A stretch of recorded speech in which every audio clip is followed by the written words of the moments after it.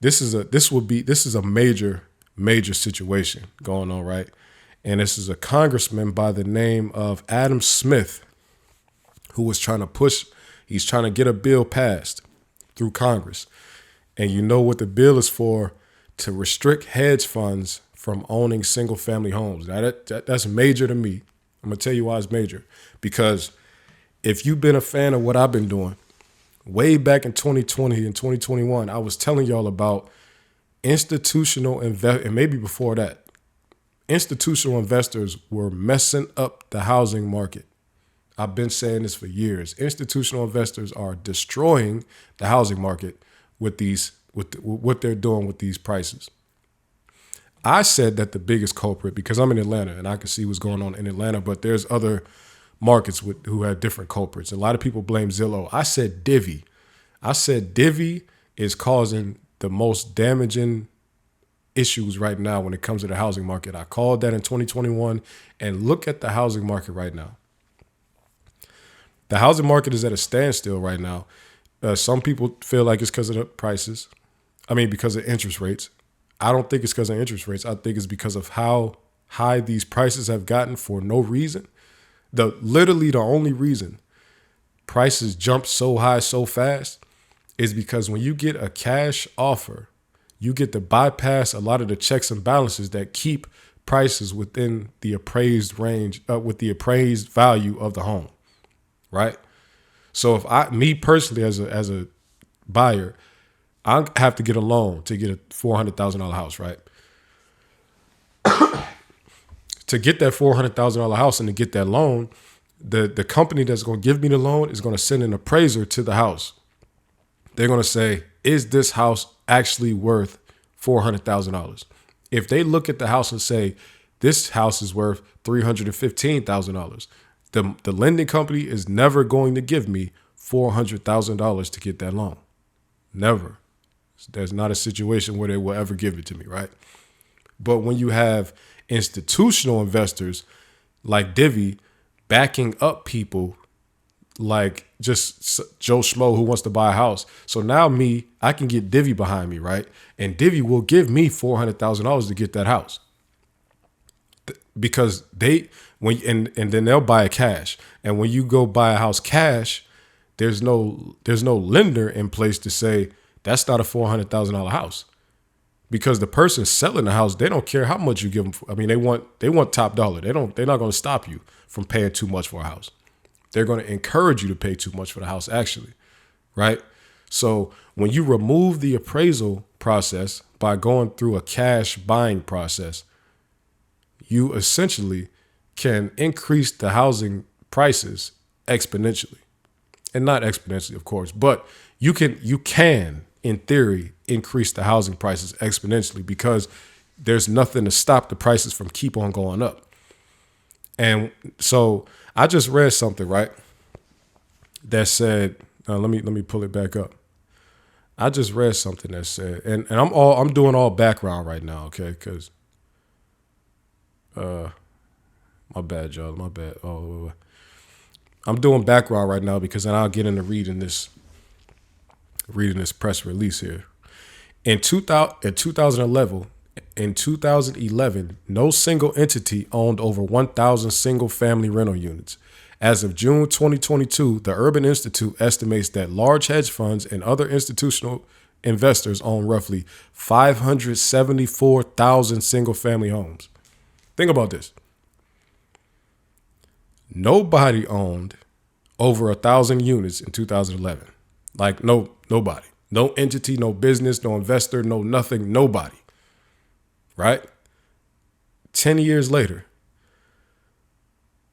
hedge funds and institutional investors own 570,000 combined, right? 570,000.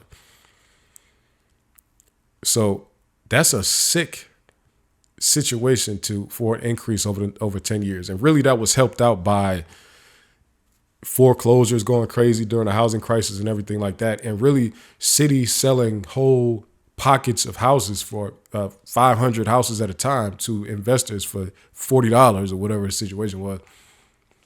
They set this situation up to be the way it is, but it still took a long time. And as you see, which is why I say Divvy and companies like Divvy is the real cause, because this whole hedge fund thing has been going on pretty much since the housing crisis started, 09, 2000. Whenever people started to actually lose their houses, that's when the hedge funds started to buy them in bulk, right? But we didn't see home prices jump crazy until the last 3 years, right? The pandemic, 2020, even in 2020, I was shopping for houses and I was trying to sell my house. Houses were still sitting and houses were still going for under market value or under asking price, right? It was 2021 and 2022 where all of that under asking price, that went out the window. It was no more of that. Now everything, to get the house I got right now, I had to go 40,000 over asking. 40,000 over asking. You see what I'm saying? Back in the day, if you did have to bid and go back and forth on a house, you might have went $1,000 or $2,000 above asking. Maybe.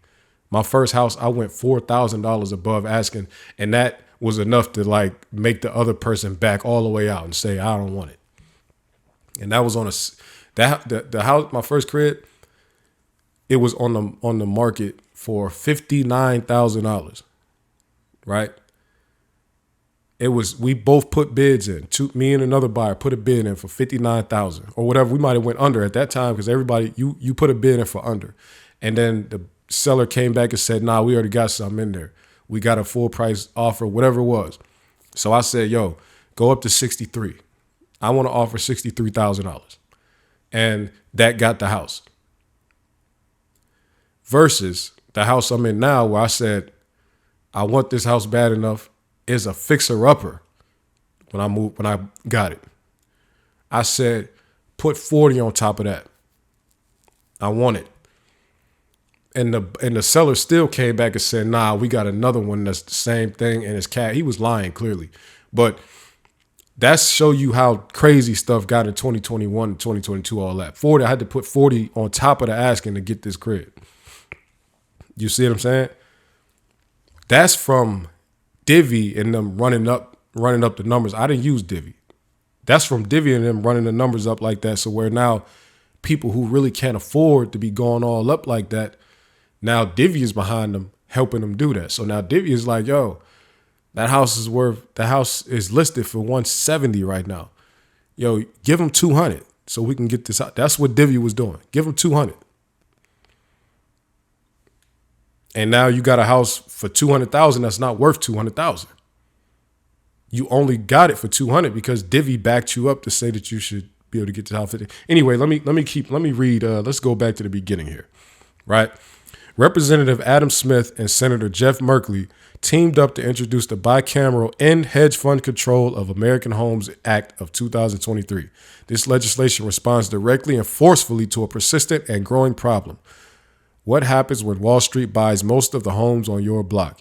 The purchasing of single-family homes by hedge funds, especially in the current housing market, has made it difficult for middle-class Americans to become homeowners and is contributing to America's twin crises of housing unaffordability and wealth inequality. Right? And that's so important because shout out to Adam Smith out in Washington, Democrat out in Washington. He said, look, I could be critical of the Democrats, but when you got somebody that come with something good like this, you got to shout them out. So shout out to the Democrat Adam Smith, right? You got to shout him out for that. Following the 2008 housing crisis, large private equity firms and hedge funds bought substantial portfolios of foreclosed homes as an investment opportunity.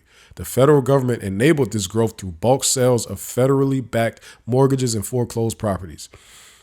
This decision excluded ordinary families and mission-driven nonprofits from buying these homes and returning them to families in need of stable housing. So now they want to make sure that that this can't be done. So let me read what's going to happen here if this is passed. The End Hedge Fund Control of American Homes Act seeks to put an end to this harmful practice of hedge funds buying up single-family homes by banning hedge funds from owning these types of homes and requiring them to sell at least 10% of the total number of single-family homes they currently own to families per year over a 10-year period. After a 10-year full phase out, all hedge funds will be permanently banned from owning single-family homes. Now, this is just something that they're trying to get past, but if you really like the fight that they're going to have with this, because these hedge funds have so many billions of dollars to fight back, so it's probably going to be hard to get this one passed. They probably won't get it passed, but I just hope they do, because these hedge funds and these institutional investors have been really messing up the housing market. This would be major in just the entire history of real estate ownership. This would be major for retail owners, and this would be major for investors, because it seems that they propose a penalty, but only for companies who own more than 100 homes, 100 single family homes. So it's not that you can't invest anymore. It's just that you can't become a whale. And that's a crypto term, but you can't become a whale in this investment thing. You can't because you got a couple partners and y'all could put together a couple $1 billion of people's retirement money. Y'all just go buy every single family home in America. That's not going to work, because then you creating some stuff that's just not going to make it good for future generations. Especially since the majority of all people with wealth, the majority of their net worth is in the home that they own, especially the personal home that they own, but in homes, period, real estate that they own, right? Most people who are millionaires in this country are not millionaires because they have $1 million in the bank or because they make $1 million from their business or job. It's because they own a home that is worth over $1 million, right? That's where a lot of millionaires come from. So let me see if I can find some more good stuff that'll be interesting. Let me see here. Give me a second.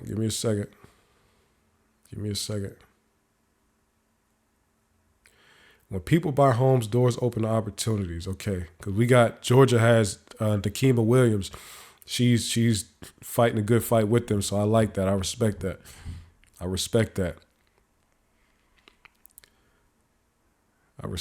Large corporate investors are gutting the U.S. housing market and making it nearly impossible for the average person to purchase a single-family home. This is destroying the American dream. This is said by Ruth Susswine of Consumer Actions Director of Consumer Protection. That's real. Let me see. Man, there is some good, like, I feel like everybody should go read up on this. And if you get a chance to support a politician that's pushing this, I think that's just me. I think you should get behind that. I think this is important. You know what I'm saying? Because for me, if y'all know, if you've been listening to me for years, and before I had a podcast, I started my podcast 2016. Before I had a podcast, I've been telling people, buy a house. I've been telling people how to buy a house. I've been telling people the different options, the different down payment assistance programs, the different loan types. Is where you could look to get a house, what you probably want to compromise on if you want to get a house just so you can get in the game. I've been trying to help people for many years get a house, but I can't do it for you. Buying a home is such a personal thing. Only you can do it for yourself. Like, nobody can really, you know what I'm saying? It's not like buying a car. It requires so much more paperwork and due diligence than buying a car. Like, I can go to a dealership and really buy somebody else a car. Going to buy somebody else's house is probably the most involved thing you'll ever see. But buying a house is more involved than getting married. You know what I'm saying? Like, it's the most involved thing you can do. It's going to require the most paperwork ever. You probably signed just as much paperwork to buy a house as I did to join the military. It's probably more paperwork, actually, when I think about it, because I still got my record. My original record that I joined the military with, I still got it. My paperwork closing on a house is thicker than that. You sign, like, it's the most involved process, period. You got to get involved as soon as you can. So you want to support these type of legislation proposals, man, because this is important for most people. Let me see if I can read some more here. This is from Jeff Merkley in Oregon, who is also teaming up with Adam Smith to push this. Let's see, what else can I read here? The legislation bans hedge funds and all other investors from owning large numbers of homes by establishing a $20,000 federal tax penalty per single family home owned in excess of 100. To help ensure affordability for families, revenue from this tax are reserved for down payment assistance programs. So look, when this is the type of stuff that you do when you become a politician. You just propose things that make sense, right? All you got to do is show up for your people and make proposals that make sense for your people. They said we are going to tax any hedge fund that owns homes over. So if they have a max quantity over 100, or if they have a quantity over 100 of single family homes that they own, for each property, they will be taxed $20,000. That tax will sit and go into a fund that will be only for people to use for down payment assistance. That just makes the most sense. That just makes too much sense. So it probably won't get passed because a lot of times our government, they don't like to pass things that make sense. They really don't. So shout out to Adam Smith and Jeff Merkley, out of Oregon and Washington. Y'all really stood tall with this one, man. Y'all really stood tall with this one.